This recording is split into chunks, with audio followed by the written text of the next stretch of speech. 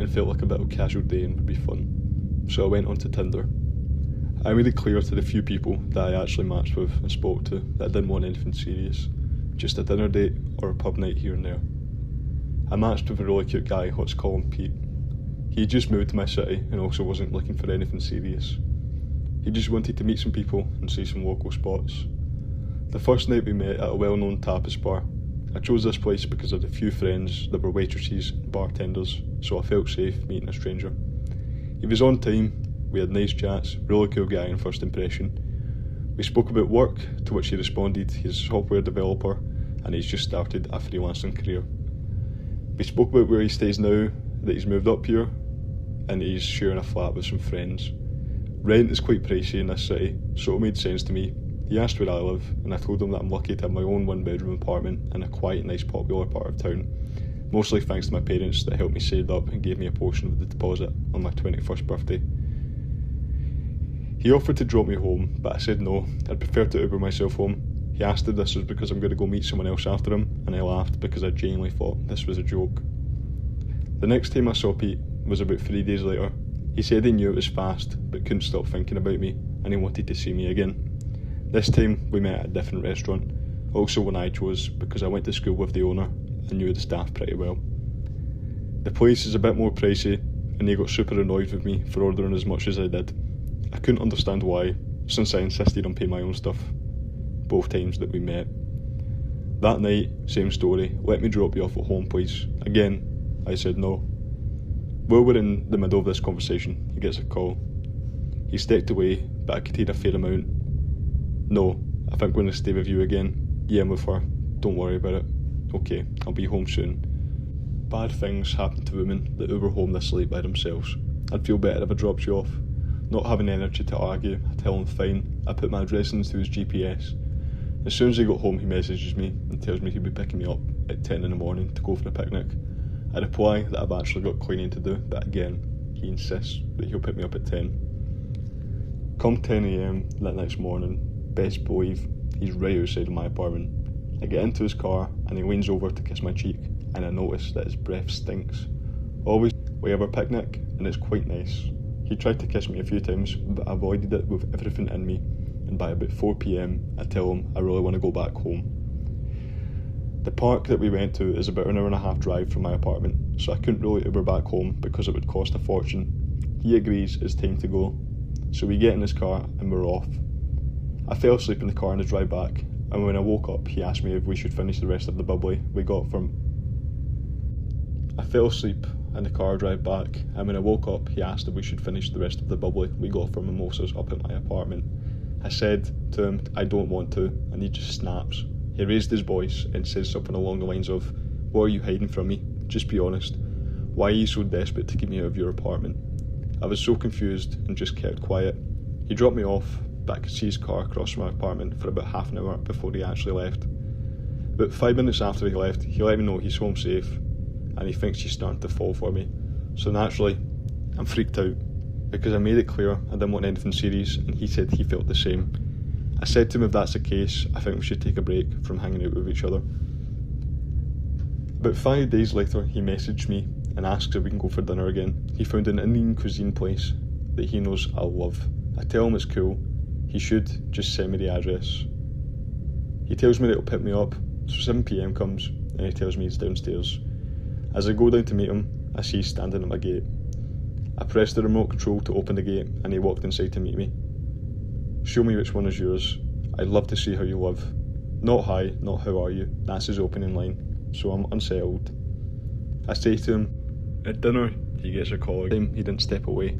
"Pete, yeah, I don't know. I can let you know by about 10. He turns to me and said, "Am I sleeping by you tonight?" Me, no, I don't know. I have work tomorrow. Pete to me, "Yes, me too." Then back to the caller, "I'll let you know, okay?" Caller says, "No, you're not. Can you just get your things, please?" Pete, "And what to do with them?" Caller, "Take them to that girl you've seen. I'm done asking you." Now I'm sitting here in absolute shock and terror. What the fuck is going on here? Our food arrives and we barely speak. I say to him, "Why did you ask me if you could sleep by me? We're not spending time together like that. You know this." He then spins a story about how he just wants to hang out again and see how I live. I then say to him, very frankly, that I don't like having strangers in my apartment. He gets very touched and the bill arrives. As per usual, I pay for myself and he pays for himself. I say to him, I'm getting an Uber home, and he says, what's the use? I already know where you live, let me drop you off. But I now have decided this will be the last time I see him. I get into his car and reach for the jumper that I threw in the bag when he fetched me. I notice a bag in the back of the car, full of clothes and toiletries, as well as a pillow. I don't think much of it. I don't personally drive or own a car, but I know my sister always has the most random shit in the back seat of her car. On the way home, he's dead quiet when he suddenly says, do you know how selfish you are? I've had no issue driving you around, but you don't want me to sleep by you. I said to him, I've never had an issue with Ubering, and he's so touched, I have no issue paying him what the Ubers would have cost me. I'm over this, and I'm not even playing nice anymore. His phone rings again, caller. Your stuff is at the bottom gate. Stay with your girlfriend, or even stay with your mum. You're fucked for taking advantage of everyone like this. Pete, I don't speak to my mum, you know this, you bitch, and then hangs up. Now I think maybe an ex-girlfriend that he needs to collect things from. Before I've even had a chance to process what happens, he turns to me and starts yelling at me, I have nowhere to go, are you fucking happy, you spoiled brat, living off mummy and daddy's money, getting driven around by me, I fucking work for you bitch. My whole body got stiff with fear. I don't know if I'm going to cry or throw up. In my head, I'm just planning how I'm going to grab my bag the second he stops and run straight to the cafe under my apartment. If you run through the cafe, you can get to a gate that takes you to the back part of my apartment, and it works with fingerprint access. There was enough time to still find my keys in my bag, and I didn't want the main gate I normally use to open wide enough for him to get in when I go in. He stops at my apartment as planned. I jump out, run into the cafe, run out the back, through the little gate, up to the second floor, and I hammered on the neighbour's door. I went inside and told her and her husband everything, and asked if they would mind calling the cafe to explain why I ran there, with no explanation in such a state. I blocked Pete, and I haven't seen him since. I'm not sure what the case was. From what I gathered, he basically is homeless, and I think he wanted to get in my apartment, maybe stay there for a while. I'm not sure if the girl that kept calling him was also a Tinder date that let her into his apartment and he just never left. All I know is that he scared the living daylights out of me and I never want to see him again. I live in a small city in Romania, around 30,000 inhabitants. Romania isn't exactly known for the tolerance of gay people. It's not as bad as other places, such as Russia, but the situation here is not nice either. I get in Grindr and meet a guy, 18 years old apparently.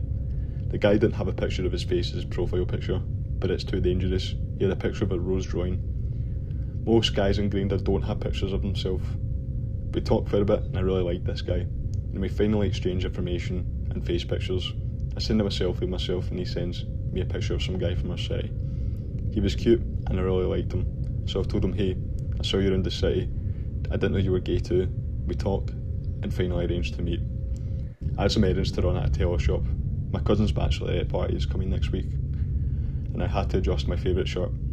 So I asked him to meet me in front of the tailor shop.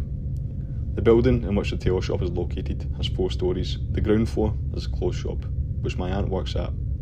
The first floor is a storage room. The third floor is a barber salon, and the fourth floor, the tailor shop. I go to the tailor shop and enter the clothes shop on the ground floor, visit my aunt, see how she's doing. As I was looking at the window of the clothes shop, I noticed there was 5 men, all of them about in their late 20s, behind the building. None of them the guy I got a picture of, and none of them even looked remotely close to what the guy looked like.